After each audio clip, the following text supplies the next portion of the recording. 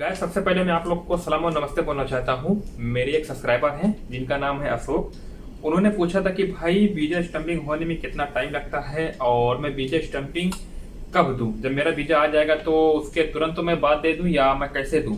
तो आज की इस वीडियो में हम अच्छे से जानकारी मैं आपको देने वाला हूं। और मेरे भाई हैं जो अशोक, इन्होंने बहुत ही अच्छा सवाल पूछा था कि भाई अगर हम आते हैं कुवैत में तो जो हमारा वीजा स्टंप होने में कितना टाइम लगता है और हमको कभी देना चाहिए।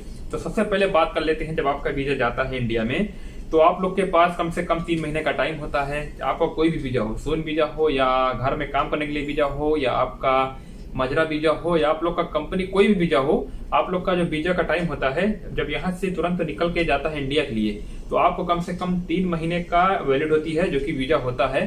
3 महीने के लिए आपका वीजा मान्य होता है। आप लोग को 3 महीने के अंदर में कैसे भी करके कुवैत में एंट्री करना होता है। गैस अगर आप लोग कुवैत में नहीं एंट्री कर पाते हो, अगर आप लोग का वीजा 3 महीना का एक्सपायर हो चुका है तो आप लोग कभी भी वीजा यानी कि आपका वीजा एक बोलते हैं कि खराब हो जाएगा, जैसे कि यूजलेस हो जाएगा, कोई भी फायदा नहीं आपका वीजा। चाहे आपने मेडिकल करवाया हो, चाहे मेडिकल में आप फिट हो, चाहे आपने पीसीसी करवाया हो, चाहे आपने स्टंपिंग करवा ली है, अगर आप लोग गैस 3 महीने के अंदर में नहीं आते हो कुवैत में तो आपका वीजा जो होता है वो कैंसिल हो जाएगा ऑटोमेटिक। और गैस अगर आप लोग 3 महीने के पहले आ जाते हो तो आप लोग को कोई प्रॉब्लम नहीं होने वाली है।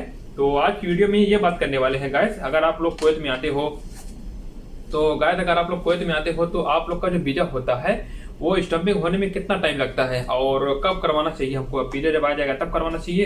तो भाई ने पूछा था कि भाई चलिए अब बात कर लेते हैं आपके जो सवाल है। तो सबसे पहले आपका वीजा आ जाएगा, उसके बाद आप लोग पहला काम जो है मैं आपको बता देता हूँ। जो पहला काम होता है, आप लोग कभी भी पीसीसी नहीं करवानी है। पहला काम आप लोग करवाइए, क्या बोलते हैं, मेडिकल होता है। जब आप लोग मेडिकल में फिट हो जाएंगे, एकदम फिट हो जाएंगे, तो आपको क्या काम करना है, वीजा के लिए स्टंपिंग के लिए नहीं भेजना है तुरंत। जब मेडिकल फिट हो जाएंगे तो आपको पीसीसी करवा लेनी है। पीसीसी आपको 1 दिन में 1-2 दिन में रिपोर्ट मिल जाती है। आज के 6 साल पहले हम लोग पीसीसी करवाए थे। वो पीसीसी थी क्या, हम लोग सुबह में गए, अपॉइंटमेंट पेपर ले लिया, वहां पे हम लोग करवाते हैं यूपी में। तो यूपी लखनऊ वगैरह में करवाए थे हम लोग। तो वहां पे हम लोग को अपॉइंटमेंट था सुबह 10 बजे से, 10 बजे के टाइम था वही।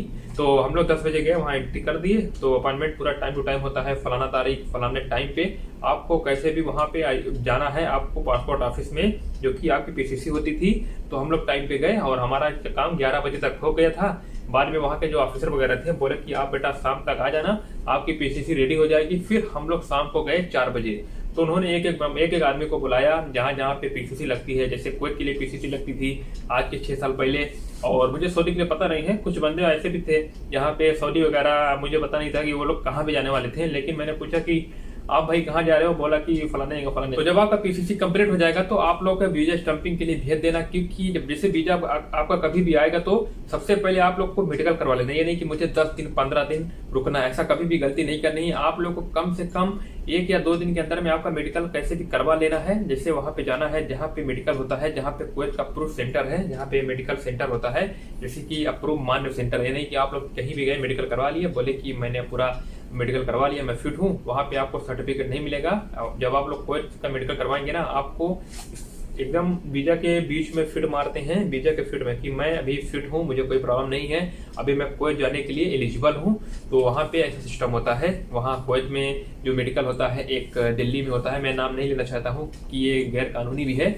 तो गाइस अगर आपका पीसीसी हो जाएगा उसके बाद आप लोग तुरंत तो मेडिकल का जो प्रोसेस होता है वो तो खत्म ही हो जाएगा, पीसीसी भी हो जाएगा। आपका बस बचा क्या रहेगा, स्टंपिंग जो कि 20 से 25 दिन में हो जाता है। आप लोग 1 महीना जोड़िए, जिससे आपका मेडिकल हो जाएगा।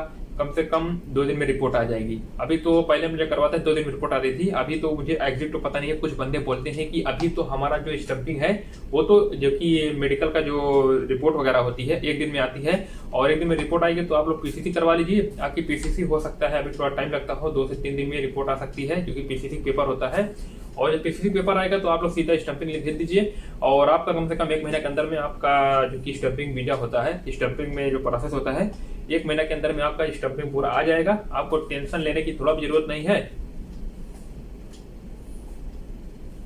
तो गाइस आप लोग को वीडियो कैसी लगी जरूर बताना कमेंट बॉक्स में। जब आपका स्टंपिंग हो जाएगा, आपका स्टंपिंग होने के बाद आप लोग टिकट के लिए अप्लाई कर सकते हो, जो भी जाना चाहते हो, जिस भी तारीख में जाना चाहते हो। जब आप लोग के हाथ में पासपोर्ट आएगा तभी आप लोग को टिकट लेना है, क्योंकि हो सकता है स्टंपिंग होने में थोड़ा लेट भी हो जाए। हो सकता है कभी कभी कुरियर के द्वारा आता है, पोस्टिंग के द्वारा आता है, हो सकता है एजेंट वगैरह के। जैसे अगर आप लोग स्टंपिंग करवाओगे ना, जिससे ट्रेवल होते हैं, मैंने भी करवाया था ट्रेवल के पास जाकर। वो बोला था कि कम से कम 20 से 25 दिन में आएगा। तो बोला कि 26 दिन में मेरा पासपोर्ट कैसे भी मेरे हाथ में आ चुका था। तो मैंने टिकट के लिए अप्लाई किया। मेरा 48,000 का टिकट था पूरा। वो लोग कमीशन चार्ज लेते हैं क्या पता, मुझे नहीं। तो वो लोग बोले थे कि इतना पैसा लगेगा, तो मैंने उनको 50,000 दिया था। उसमें से मुझे बाद में 2-3 हजार रुपये रिटर्न किया था। तो बस इसी तरह सिस्टम होता है। आप लोग को मैंने जैसे बताया कि पहले आपको मेडिकल करवाना है, उसके बाद पीसीसी करवाना है। पीसीसी भी करवा सकते हो, कोई जरूरी नहीं है कि मेडिकल के बाद ऐसा है। तो पहले पीसीसी करवा लीजिए, आपकी मर्जी के ऊपर है।